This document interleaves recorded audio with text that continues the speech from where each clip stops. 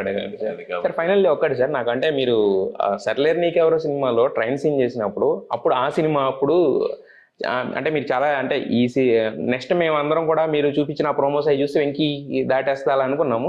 అది దానికి వచ్చినంత రావాల్సినంత అప్లాజ్ వచ్చింది అనుకున్నారు ఆ ఒక్క దీనికి మాత్రం. ఏ సినిమా అయినా మనం సినిమా తీసేటప్పుడు నెక్స్ట్ ముందు మన సినిమా ఏంటి, దాన్ని మనం ఎవరు ఆడియన్స్ యాడ్ అయ్యారు, వాళ్ళు మిస్ కాకుండా చూసుకుంటే వెళ్ళాలి. రాజా డైరెక్ట్ వరకు నా సినిమా ఆడియన్స్ ఫ్యామిలీ ఆడియన్స్ ఉన్నా కూడా మెజారిటీ యూత్ కూడా చూసారు. సో F2 సినిమా నుంచి ఫ్యామిలీ ఆడియన్స్ ఎక్కువే. F2 సినిమా బాగా వెళ్ళింది. సో F2 తర్వాత వచ్చిన ఇమీడియట్ ఫిల్మ్ సర్లేరు నీకు. సో నేను ఓన్లీ సీరియస్ ఫిల్మ్ తీస్తే అది పండగకు వస్తుంది, ఎంతో కొంత ఎంటర్టైన్మెంట్ వాళ్ళు ఎక్స్పెక్ట్ చేస్తారు కదా, ఆయన అందుకని నేను దాంట్లో ఇమిడ్చాను. ఆ కథకి ట్రైన్ ట్రాక్ అనేది ఎంతవరకు అవసరం ఉందో లేదో పక్కన పెట్టాను, దాన్ని ఇరికించాను. ఎందుకు ఇరికించాను అంటే I don't want to lose family audience కి సరిపడా ఏదో ఒక చిన్న ఫన్, ఒక లేడీస్, ఫ్యామిలీ, ఒక కూతురు హీరోయిన్ లవ్ చేస్తూ ఉండటం, అక్కడ వచ్చే సరదా సన్నివేశాలు. కాకపోతే ఏంటంటే ఒక ట్రాక్ ఎక్స్టెన్షన్ అయింది, అది లేకుండా ఉంటే అసలు నో డిస్కషన్, నో కంప్లైంట్. ఒక ట్రాక్ ఎక్స్టెండ్ అవడం వల్ల వచ్చిన ప్రాబ్లం ఇది. సాంగ్ వరకు ముందు పెట్టుంటే అయిపోయేది. సో ఆ ఒక్క ట్రాక్ ఎక్స్టెన్షన్ అనేది మేము ఎక్స్పెక్ట్ చేయలేదు. మేము అప్పటికి అనుకున్నాం ఆ ఒక్క బ్లాక్ తీసేద్దామని. బట్ సరే ఓకే చూద్దాం థియేటర్ లో వర్కౌట్ అయిద్దాం అనుకున్నాం. బట్ ఆ ఒక్కటి తప్ప మిగతా కాబట్టి అంటే ఇదంతా పోస్ట్ మార్టం చేసుకుని అనాలిసిస్ చేసుకుని సినిమా వెళ్ళాలి. ఆ రోజు నేను తీసుకున్న అప్పుడు కరెక్ట్, అది కరెక్ట్. కాబట్టి ఆ సినిమా బ్లాక్ బస్టర్ ఆడియన్స్ కూడా చూసారు కాబట్టి రెవెన్యూస్ కూడా అలా ఉంది. ఓన్లీ సీరియస్ సినిమా తీసుకుంటే ఎలా ఉండేదో మనం ఆ యాంగిల్కి వెళ్ళి చూడలేదు.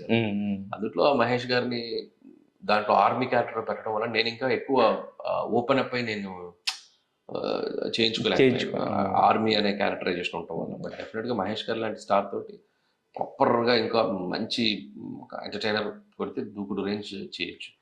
సో నేనంటే ఆ సినిమాకి అంతే చేయగలిగాం, అది వర్త్ అన్న, అది ఆ సినిమాకి కరెక్ట్, అంతవరకు correct.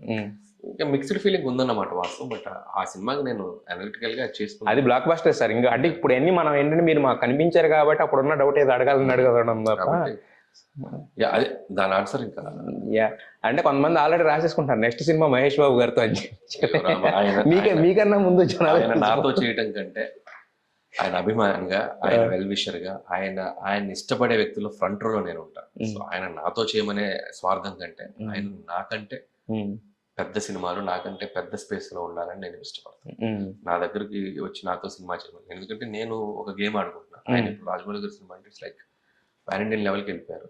Let's play his game. ఆయన కొద్దిగా పెద్ద గేమ్ ఆడినాను, మధ్యలో ఏదైనా సరదాగా ఆడతాను ఆయన అనుకుంటే నేను ఆడతా వెళ్ళి.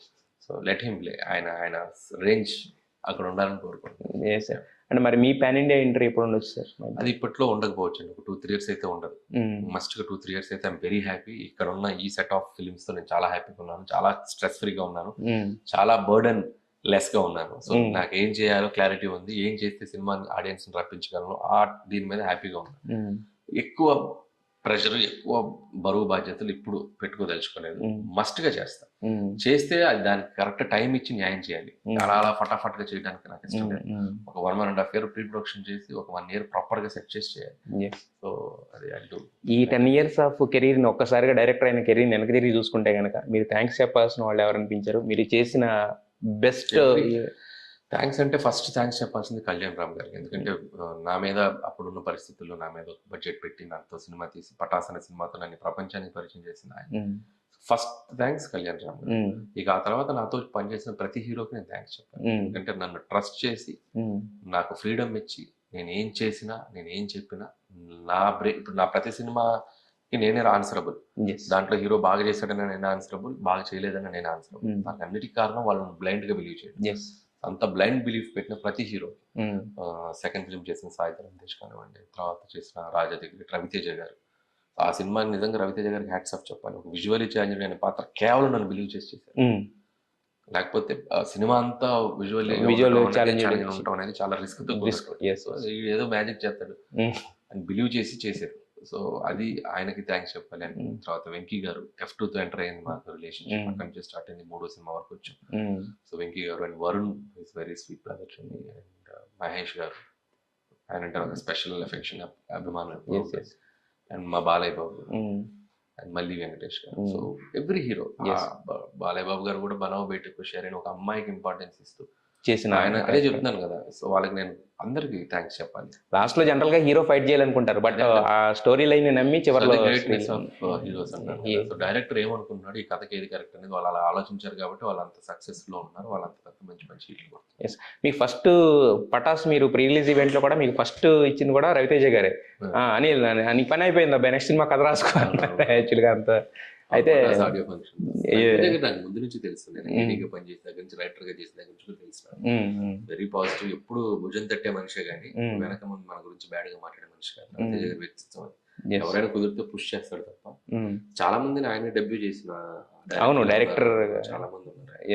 push చేశారు. అయితే ఇందాక నేను సరదాగా అడిగిన క్వశ్చన్ కూడా వెంకటేష్ గారు అన్నారు, నెక్స్ట్ సినిమా కథ విన్నాక అంటే ఇప్పుడు 3 సినిమాలు వచ్చిన తర్వాత కూడా కథ చెప్పడం ఇదంతా ఉంటుందా లేకపోతే? అంటే ముగ్గురికి చెప్పినట్టు మా ఇద్దరికి సింక్ ఉంది, కథ కూడా పూర్తిగా అదే కదా, ఏదో అనుకున్నాను బాగుంటుంది, గ్రౌండ్ సెట్ చేసేసుకుని నేను ట్రీట్మెంట్ చేసుకుని వెళ్ళిపోతాను.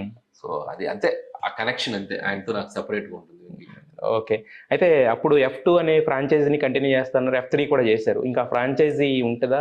ఉంటదంటే ఇప్పట్లో ఉండకపోవచ్చు, చేస్తాను ఎప్పుడు ఫ్యూచర్ లో. బట్ ఇది హ్యాపెనింగ్ గా ఉంది నాకు, ఈ క్యారెక్టర్స్ ఈ టెంప్లెట్ బాగుంది.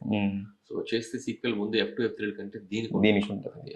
ఎప్పుడు వస్తుందో చూడాలి. ఎస్, మేము ఆడియన్స్ మీకన్నా ఎక్కువగా ఈగర్గా ఆడియన్స్ వెయిట్ చేస్తున్నారు సార్. మళ్ళీ ఇప్పుడు నెక్స్ట్ సంక్రాంతికి వస్తామన్నా కూడా రెడీ అంటారు ఇప్పటి నుంచి.